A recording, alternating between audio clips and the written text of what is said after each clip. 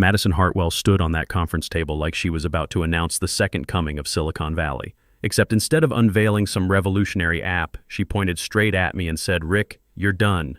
Effective immediately. My name's Rick Patterson, I'm 58 years old, and I just got fired in front of half the company while eating a turkey sandwich from the cafeteria." Coffee cups froze halfway to mouths. Conversations died mid-sentence. All I could hear was that weird silence you get right before a car wreck. This kid just terminated me in front of 20 junior staff members and the entire operations team while sipping her oat milk latte and calling it removing legacy inefficiencies. I didn't say a word. Didn't flinch. Just pulled out my master key ring, the one I'd carried for 15 years. The same keys that opened everything from the boiler room to the executive server closet. Held them up like a bartender sliding a drink to a problem customer and said, "Good luck." She smirked like she'd just conquered corporate America, like I was some old-timer janitor who'd finally been shown the door. But what Madison didn't know, what nobody in that room knew, was that those keys weren't just for locks. They were for systems, contracts, security protocols, vendor agreements. Half of them didn't even open physical doors anymore, they authenticated critical infrastructure. And here's the thing. If you're the type who reads stories like this without hitting subscribe or giving it a thumbs up, you'd probably let Madison get away with this too. Don't be that guy. Hit that like button because trust me, you'll want to see how this plays out. Madison wasn't born, she was manufactured in some trust fund laboratory. You could smell the generational wealth radiating off her designer blazer. She didn't climb any corporate ladder. She glided down from the executive floor on a golden parachute embroidered with Daddy's initials. When the founder, her old man, stepped back for strategic consulting, the board named her interim CEO while they pretended not to panic.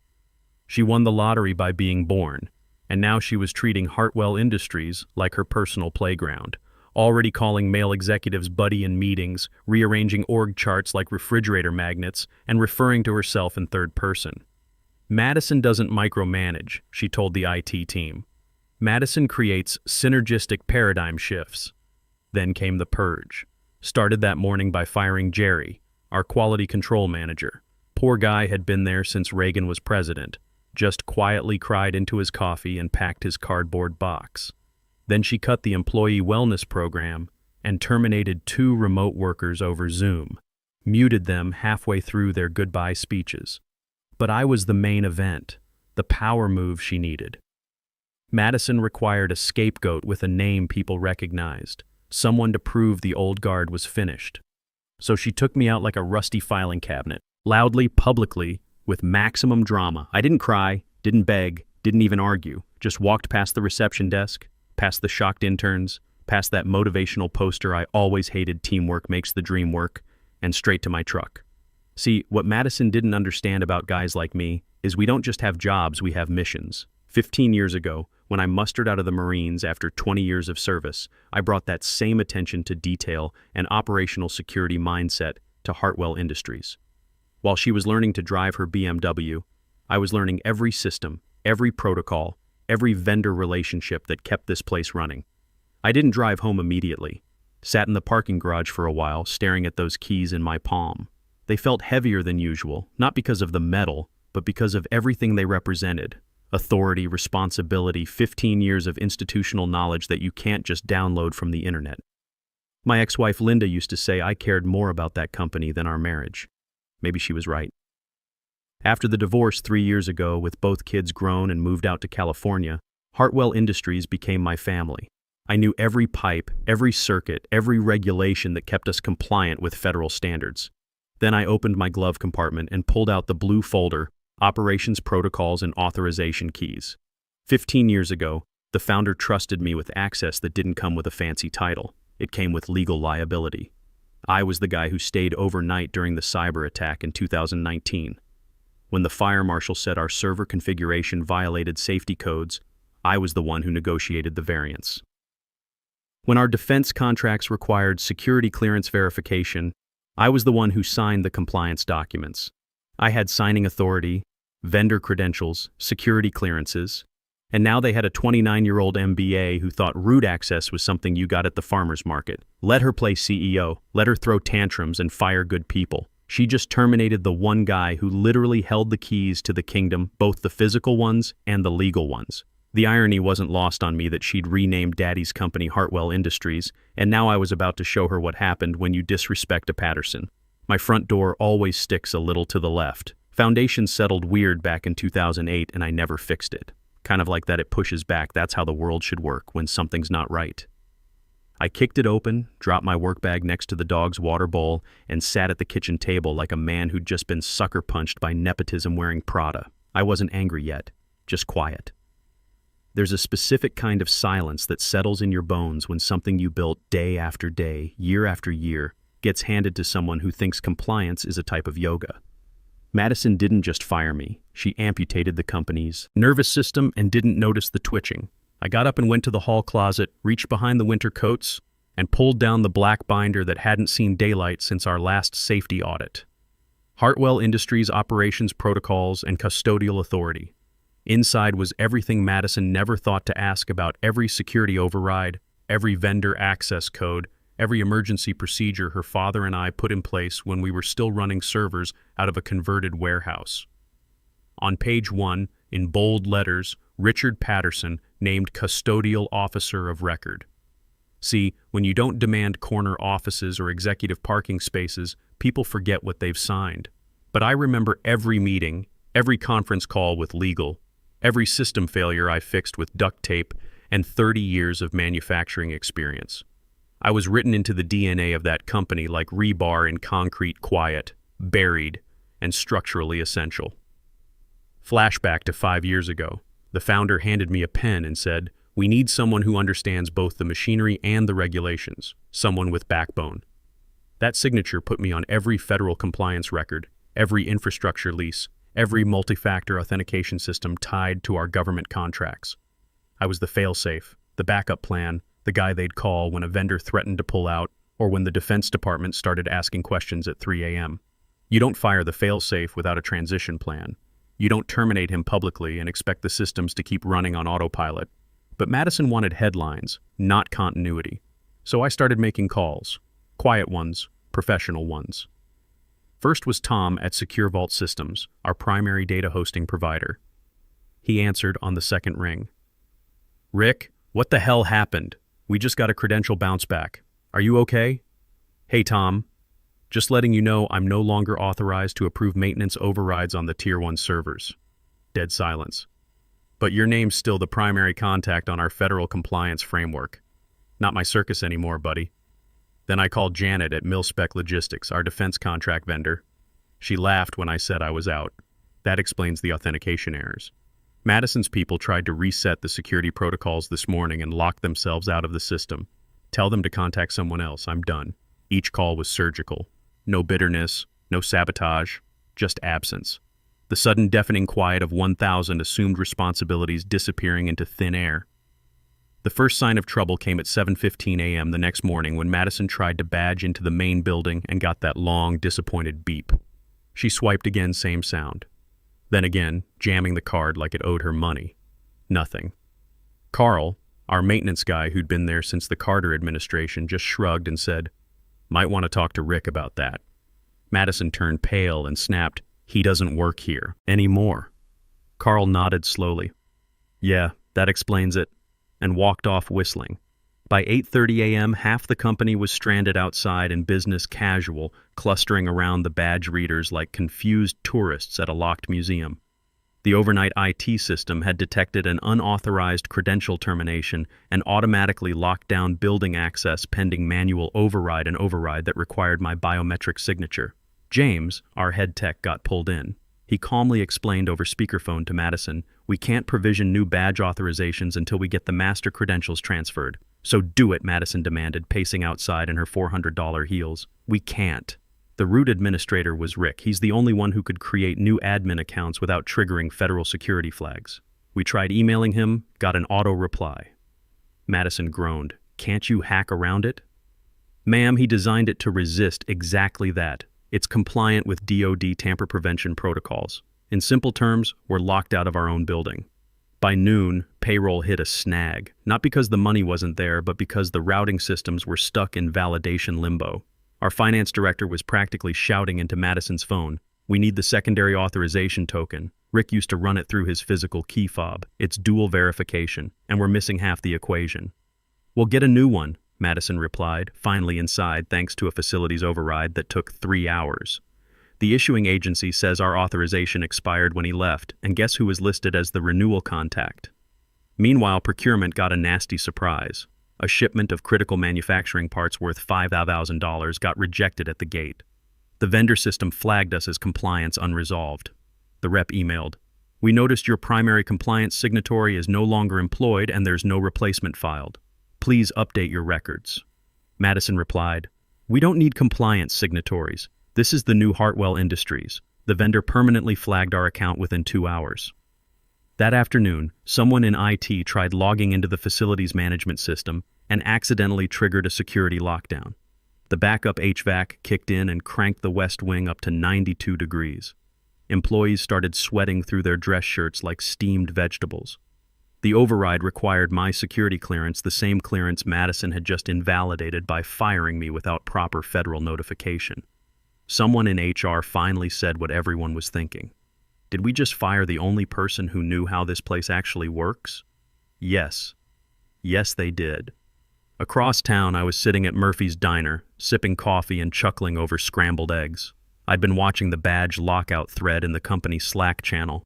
Yeah, they forgot to disable my old emergency IT account I'd set up during COVID remote work, never audited by Madison's team when they took over. Watching the panic from a distance felt like watching someone try to perform surgery with a butter knife. No sabotage, no malice, just systems returning to their default state when the only person keeping them operational quietly stepped away. Like pulling the keystone out of an arch and acting surprised when the ceiling starts sagging. By 5 p.m., Madison sent a mass email titled "Growing Pains Are Natural," trying to spin the chaos as part of her transformation strategy. But systems don't read corporate communications, and federal compliance frameworks don't believe in inspirational messaging. Rick Patterson had been the quiet foundation for 15 years. Remove him suddenly, and it doesn't collapse immediately. It just starts cracking layer by layer until someone notices the walls are leaning. By Thursday morning, 3 days after the firing, the real earthquake hit. The call came at 7:45 a.m. on Thursday. Too early for salespeople, too professional for spam. I let it go to voicemail while I made coffee, then played the message back. "Mr. Patterson, this is Colonel Benjamin Cross from Pentagon Procurement conducting a compliance review. We'd appreciate 15 minutes of your time regarding your previous role at Hartwell Industries." 15 minutes. That's what they always ask for. 15 minutes that can unravel everything a company thinks it knows about itself. I called back an hour later. We kept it professional, military to military. Yes, I'd been terminated without notice. No, I hadn't been properly off-boarded from my custodial role. Yes, I was still the last verified custodial officer on record for their $350 million defense manufacturing contract. No, I no longer held those credentials by choice. And yes, there had been multiple unauthorized access attempts to classified systems after my departure. I didn't speculate, didn't accuse, just read the facts like you'd read someone the weather forecast before their picnic gets rained out. Colonel Cross thanked me. That was it. By noon, Hartwell Industries' contract manager noticed the Pentagon had gone quiet. Their emails shifted from friendly to formal, with phrases like pending review and compliance gap assessment starting to surface like warning buoys in a shipping lane. At 3:20 p.m., Madison sent an all-caps message to legal. "Why is the Pentagon stalling? Fix this now." Legal replied with a forwarded email from Colonel Cross. Following consultation with former custodial officer Richard Patterson and a preliminary audit of access logs, we are pausing contract negotiations pending full DoD compliance review. The board was notified within the hour. For the first time since Madison's cafeteria circus, she wasn't running the meeting. They asked pointed questions. When was Rick officially off-boarded? Who authorized replacing him with Ashley, the 26-year-old digital innovation specialist? Why is a terminated employee the only one responding to federal inquiries? Why are there 47 unauthorized login attempts to classified portals since his departure? Madison deflected, naturally blamed legacy systems and outdated infrastructure, used phrases like streamlined operations and agile compliance frameworks.